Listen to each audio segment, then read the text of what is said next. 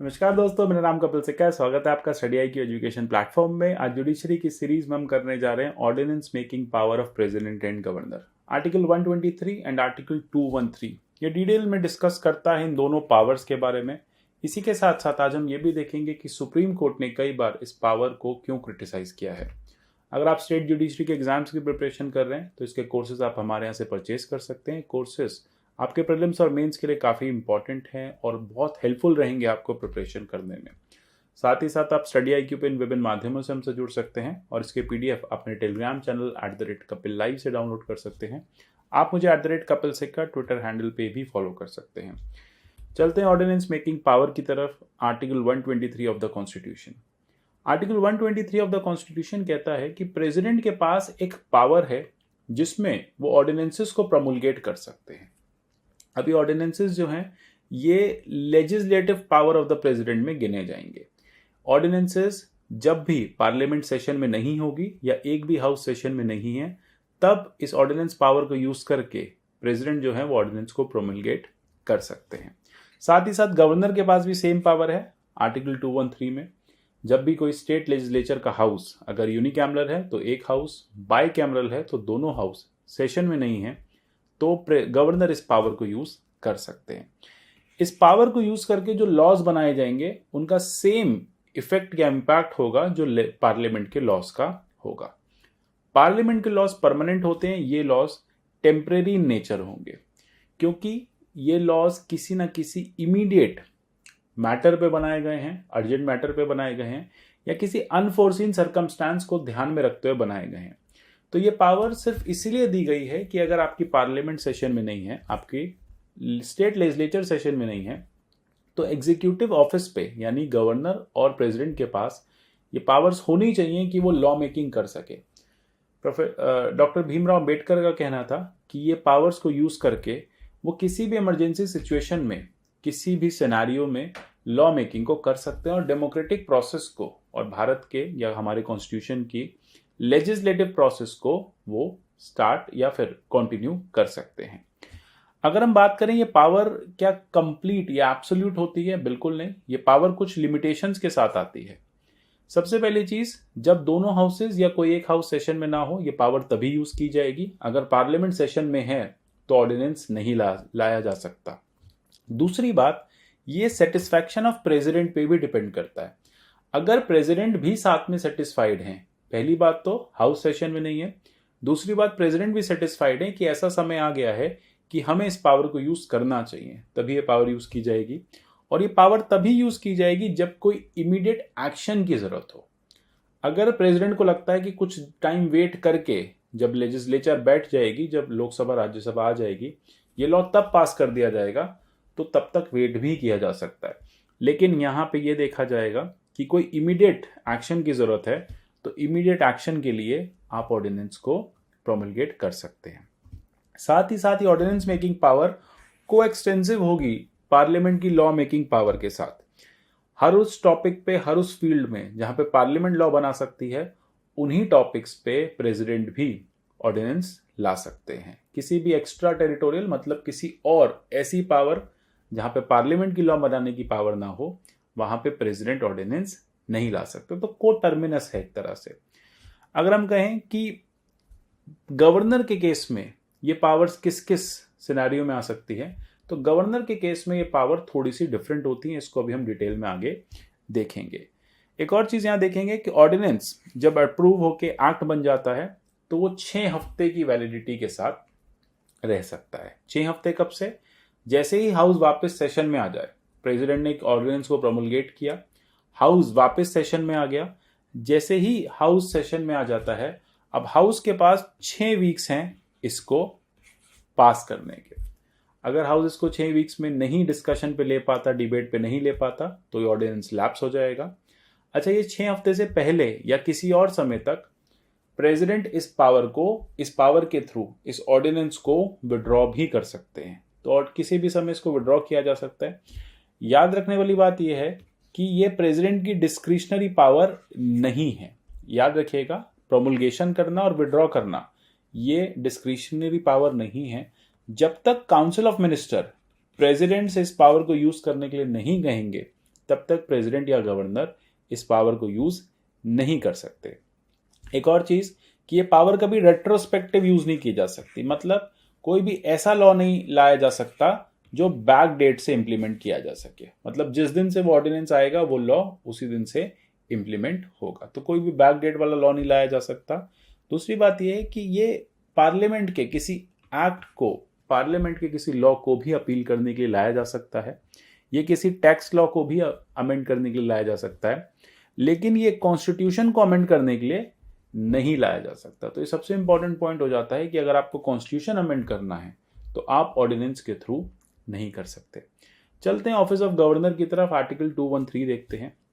Similar powers हैं, सारी powers similar हैं, गवर्नर भी उसी सिनेरियो में ऑर्डिनेंसेस ला सकते हैं, लेकिन कुछ एक ऐसे केसेस हैं, 3 ऐसे केसेस हैं जहां पे गवर्नर इन पावर को नहीं यूज कर सकते। गवर्नर को प्रेसिडेंट से पूछना होगा ऑर्डिनेंस लाने से पहले। आपने आर्टिकल 200 देखा होगा, आर्टिकल 200 में गवर्नर सारे बिल्स को वैलिडेट कर सकते हैं, पास कर सकते हैं, लेकिन अगर हाई कोर्ट की पावर को चेंज करना है तो उनको प्रेसिडेंट से पूछना पड़ेगा। इसी तरह 201 में अगर प्रेसिडेंट को लगता है कि कोई स्टेट ऐसा बिल लेके आ रही है जो इस समय कॉन्करेंट लिस्ट के टॉपिक पे है और पार्लियामेंट की पावर के साथ कोलाइड कर रहा है, तो वहां पे भी उस बिल को प्रेसिडेंशियल असेंट के लिए गवर्नर को रखना पड़ता है। तो सिमिलरली जिन जिन बिल्स को गवर्नर को प्रेसिडेंशियल असेंट के लिए रखना पड़ता है, उन एरियाज में बिना प्रेसिडेंट से पूछे गवर्नर जो है वो नहीं ला सकते ऑर्डिनेंस। तो याद रखिएगा, कहीं पे भी अगर रिजर्व करना है किसी बिल को प्रेसिडेंशियल असेंट के लिए, गवर्नर ऑर्डिनेंस नहीं ला सकते। कोई ऐसा टॉपिक है जो सेंटर के साथ कोलाइड कर रहा है, कॉन्करेंट लिस्ट का है, गवर्नर ऑर्डिनेंस नहीं ला सकते। हाई कोर्ट की पावर को कम करना है या ज्यादा करना है, या हाई कोर्ट की पावर को विशिएट करना है, गवर्नर ऑर्डिनेंस नहीं ला सकते जब तक प्रेसिडेंट ना कहें। अगर प्रेसिडेंट कहते हैं कि इस टॉपिक पर ऑर्डिनेंस ले आओ तो ऑर्डिनेंस लाया जा सकता है। अच्छा, इसी के साथ एक न्यूज़ है कि हमारे यूपीएससी आईएएस के जो भी स्मार्ट कोर्सेज हैं सिविल सर्विसेज के, उस पर फ्लैट 50% डिस्काउंट चल रहा है, तो आप हमारी ऐप के थ्रू या वेब बेस्ड प्लेटफॉर्म के थ्रू जाके इनको परचेस कर सकते हैं। अच्छा, किन किन एरियाज में, किन किन ग्राउंड्स पे इसको चैलेंज किया जा सकता है, अभी हम देखेंगे कि इस ऑर्डिनेंस मेकिंग पावर को कई बार चैलेंज किया गया है। सबसे पहली चीज, ये कलरेबल लेजिस्लेशन के केस में चैलेंज किया जा सकता है। कलरेबल लेजिस्लेशन का मतलब होता है कोई ऐसी चीज जो आप डायरेक्टली नहीं कर सकते उसको ऑर्डिनेंस रूट के थ्रू कर रहे हैं। पार्लियामेंट जो चीज डायरेक्टली नहीं कर सकती उसको ऑर्डिनेंस रूट के थ्रू ले आती है। या फिर कोई भी ऐसा टॉपिक जो फंडामेंटल राइट को उसके साथ कॉन्ट्रावीन कर रहा हो, कोई भी ऐसा चीज जो आपके आर्टिकल 301 के साथ कॉन्ट्रावीन कर रहा हो, वॉयलेटिव हो, या फिर रेट्रोस्पेक्टिव हो या अनकॉन्स्टिट्यूशनल हो, ऐसी किसी भी सिनेरियो में आप नहीं ला सकते इस ऑर्डिनेंस को। इस ऑर्डिनेंस पावर को यूज नहीं किया जा सकता।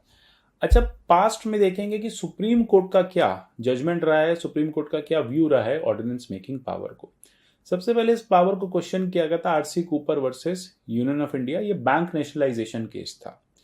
अब क्योंकि इंदिरा गांधी को पता था कि राज्यसभा में मेजॉरिटी नहीं है, तो ऑर्डिनेंस के थ्रू उन्होंने बैंक को नेशनलाइज करने की कोशिश की, बैंक नेशनलाइजेशन एक्ट को लाने की कोशिश की।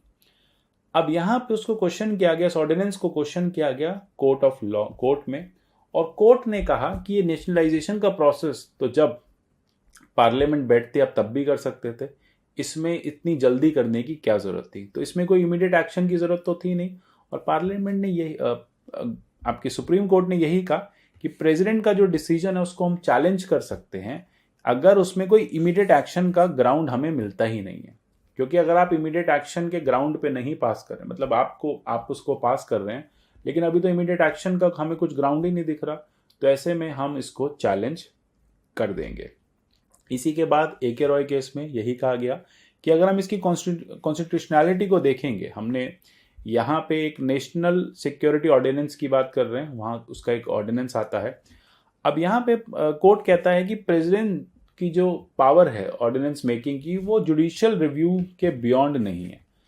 हम ये देख सकते हैं कि आप जो लॉ लेके आए हैं, जो भी आप ऑर्डिनेंस लेके आए हैं, वो कॉन्स्टिट्यूशनल है या नहीं, हम उसकी कॉन्स्टिट्यूशनल वैलिडिटी को चेक कर सकते हैं।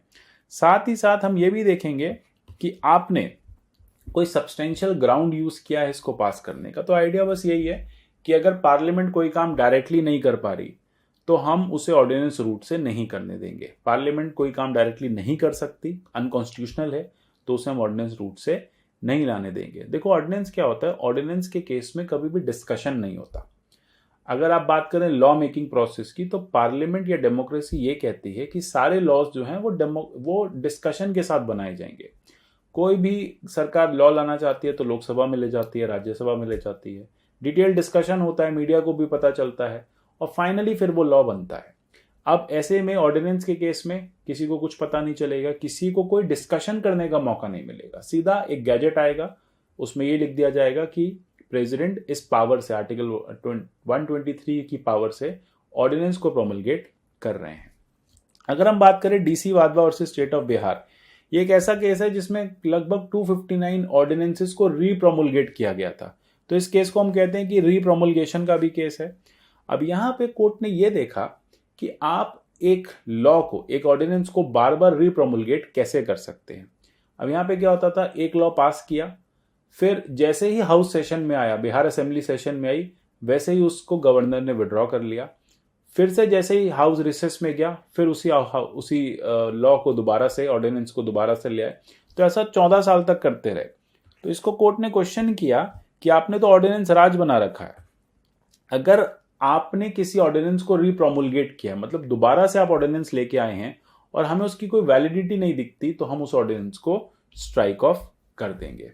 गजेंद्र कुमार केस में भी यही बात होती है कि कोर्ट ने कहा ये जो रीप्रोमलगेशन का कॉन्सेप्ट है, ये फ्रॉड है कॉन्स्टिट्यूशन पे।